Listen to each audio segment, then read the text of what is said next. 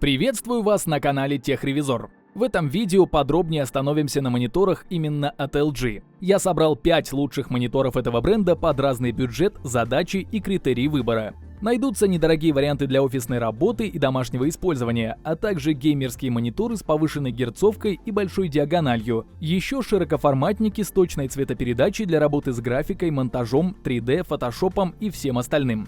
В общем, под большинство запросов есть решение. А чтобы вы могли узнать актуальную стоимость моделей из этого рейтинга, я оставлю в описании под видео ссылки на маркетплейсы. Прежде чем продолжить, подпишитесь на канал и нажмите колокольчик, чтобы не пропустить выход новых обзоров и рейтингов.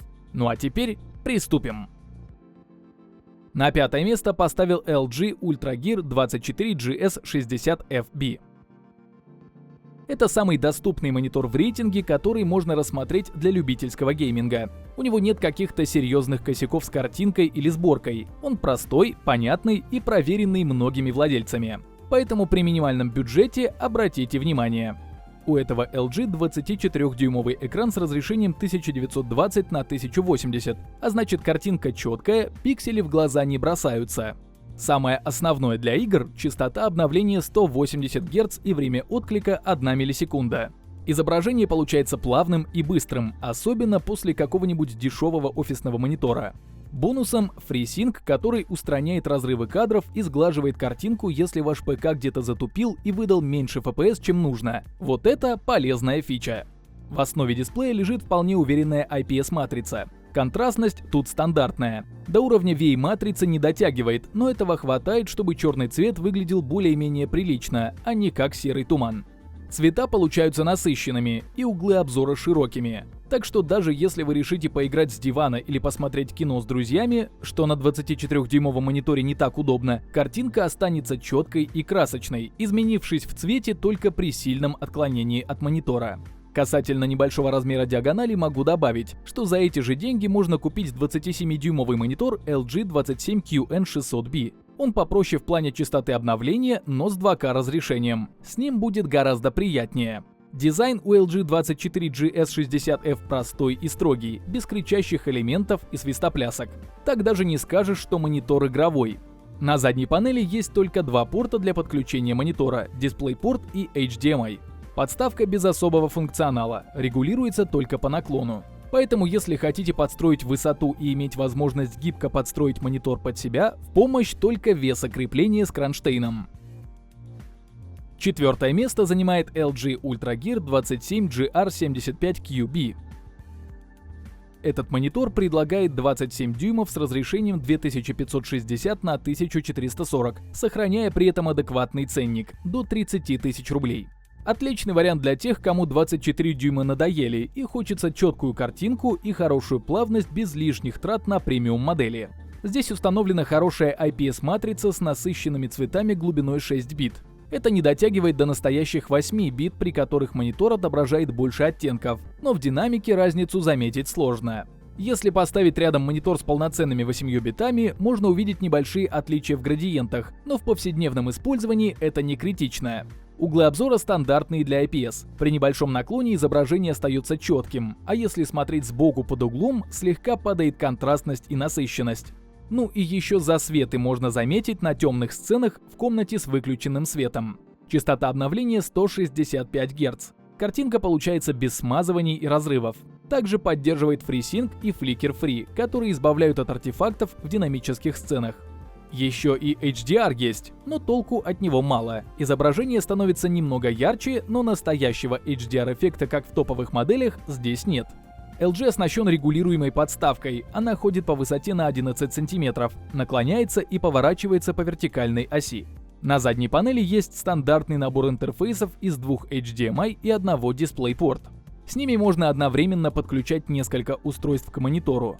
А если вам не хватает пары USB для подключения периферии и накопителей, могу предложить рассмотреть LG UltraGear 27GS85Q. Он отличается только наличием нескольких USB на задней панели и слегка повышенной частотой обновления до 180 Гц, а по цене выходит столько же.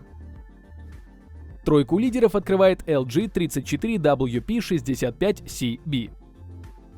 Это широкоформатный монитор с соотношением сторон 21:9 и диагональю экрана 34 дюйма. Он хорошо подойдет тем, кто монтирует видео или работает с графикой. Широкий экран позволяет удобно разместить таймлайн в видеоредакторе или держать сразу несколько документов перед глазами.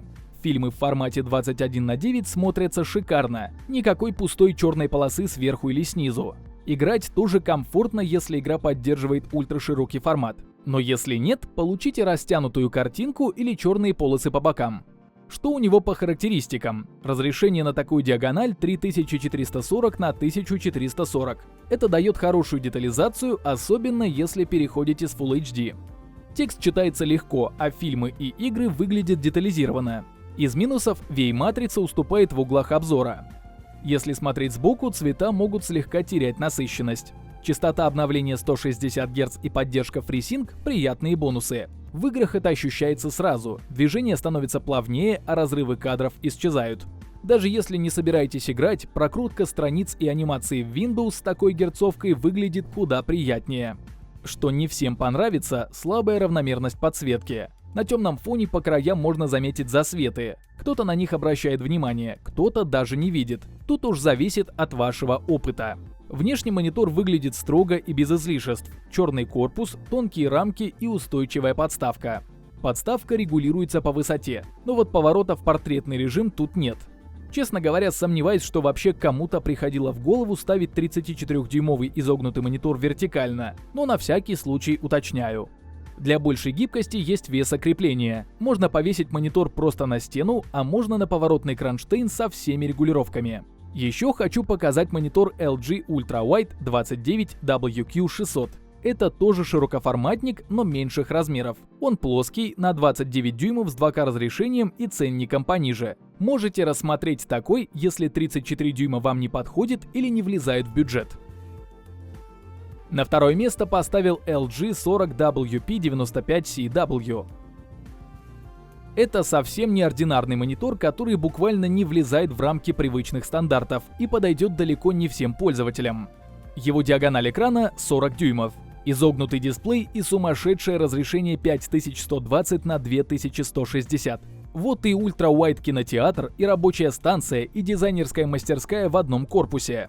Таблицы, монтажка, код, стрим с чатом – все помещается без необходимости переключаться между окнами. Нано-IPS-матрица выдает сочные цвета, хорошие углы обзора и детализацию уровня «разгляди все, даже то, что не хотел». Для работы с графикой, монтажа видео или простого залипания в YouTube – отличный вариант. Но вот контрастность средненькая, черный цвет скорее темно-серый, чем черный. В темных сценах фильмов и игр можно почувствовать, что чего-то не хватает. Такие же претензии к HDR. Он здесь есть, но не ждите киношного вау-эффекта. Яркости хватает для работы, но не для серьезного HDR-контента. Кстати, яркость у монитора может регулироваться автоматически. Для этого есть датчик освещения. Подставка у монитора крепкая, регулируется по высоте и наклону. Из разъемов есть базовый DisplayPort с парой HDMI, пара USB-A для подключения периферии и даже USB-C с поддержкой последовательного подключения. Добивает это дело Thunderbolt 4 версии, в которой можно подключить ноутбук на зарядку мощностью 96 Вт. Так что для рабочих задач это очень необычный монитор, оснащенный комфортными фишками. Да, с не самыми проработанными HDR и черным цветом, но тем не менее. Лидером рейтинга стал UltraGear 27GR93UB. Это монитор для консолей или дорогих ПК с топовым железом, которое потянет 4К 144 FPS. Этот монитор создавался для геймеров, но и для рабочих задач он спокойно может быть применим. В играх монитор ведет себя отлично. Высокая частота обновления 144 Гц и быстрое время отклика делают свое дело. В динамичных шутерах типа Call of Duty или CS2 нет ощущения тормозов, а в сюжетных играх типа Cyberpunk 2077 картинка выглядит максимально детализированной. Еще и HDR неплохо так улучшает картинку, добавляя натуральности и объема в затемненных сценах. Для работы тоже подойдет. 4К разрешение дает четкое изображение, шрифты гладкие, глаза не устают. Если вы дизайнер или работаете с цветом, монитор вам зайдет. Цветопередача точная, и IPS-матрица всегда приятнее для таких задач. По внешнему оснащению сюрпризов нет. Строгий черный корпус, минимальные акценты в стиле UltraGear, ничего лишнего. Разве что подсветка сзади есть, но это уже вкусовщина. Подставка регулируется по высоте, поворачивается вправо-влево по вертикальной оси и вращается в портретный режим. А если есть желание повесить монитор на стену, есть крепление веса. Так что в этом плане монитор очень гибкий. Ну и разъемами его не обделили. Есть DisplayPort, HDMI последней версии 2.1 для подключения к консолям с частотой обновления 120 Гц и пара USB-A 3.0 для подключения всякого. Так что в итоге у этого LG классная 4К картинка с хорошей плавностью и точной цветопередачей, гибкая подставка со всеми регулировками и приличный функционал с возможностью подключения игровых приставок и периферии. На этом мой рейтинг подошел к концу. Стоимость всех моделей рейтинга можно посмотреть по ссылкам, оставленным в описании и закрепленном комментарии. Подписывайтесь на канал, ставьте большие пальцы вверх, а также не забывайте включить уведомления, чтобы первыми узнавать о новых рейтингах и обзорах техники. А с вами была команда канала Техревизор.